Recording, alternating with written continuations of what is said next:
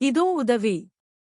உங்களால் வெப்பத்தை தாங்க முடியாவிட்டால், இது முன்னாள் ஜனாதிபதி ஹாரி ட்ரூமனின் அதிகம் மேற்கோள் காட்டப்பட்ட கருத்தை பற்றியதாக இருக்கப் போவதில்லை. உங்களால் வெப்பத்தை தாங்க முடியாவிட்டால் சமையலறையை விட்டு வெளியேறுங்கள்.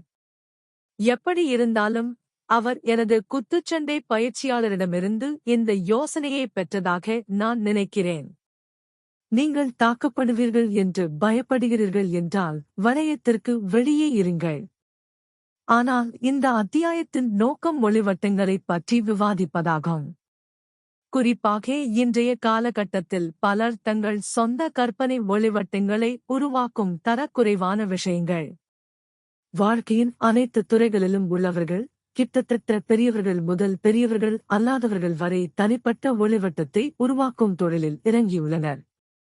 இந்த சுயமாக உருவாக்கப்பட்ட ஒளிவட்டங்கள் தங்கள் சொந்த நன்மை மற்றும் சுயமாக விளம்பரப்படுத்தப்பட்ட நல்ல செயல்களின் சுயநீதியான அடையாளங்களாக அணிந்தவர்களின் சொந்த கற்பனையில் அணியப்படுகின்றன.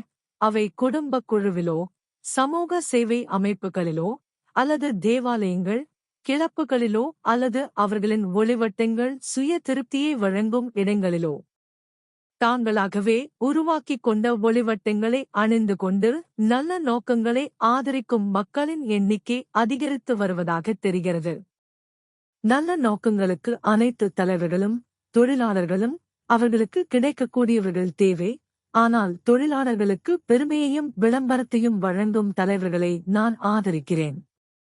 ஏழைகள் மற்றும் சலுகை பெற்றவர்களின் முதுகை தனிப்பட்ட பிம்பத்தை உருவாக்குவதற்கான மேடையாக பயன்படுத்தி ஏழைகள் மற்றும் சலுகை பெற்றவர்களுக்காக பேசுபவர்களை நான் பாராட்டுவதில்லை.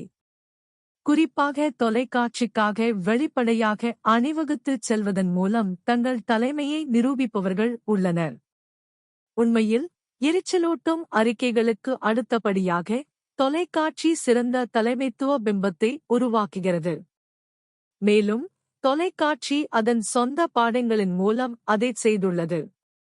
தொலைக்காட்சி மற்றும் வானொலி மற்றும் பத்திரிகைகள் தொலைக்காட்சியால் உருவாக்கப்பட்ட தலைவர்களின் ஆடம்பரமான அல்லது எரிச்சலூட்டும் அறிக்கைகளுக்கு குறைந்த நேரத்தையும் இடத்தையும் ஒதுக்குவதற்கும், தீர்க்கப்பட வேண்டிய பிரச்சினைகளின் அறிக்கைகள், கருத்துகள் மற்றும் சூழ்நிலைகளுக்கு அதிக நேரத்தையும் இடத்தையும் ஒதுக்குவதற்கும் ஒரு பெரிய பொது சேவையைச் செய்யும்.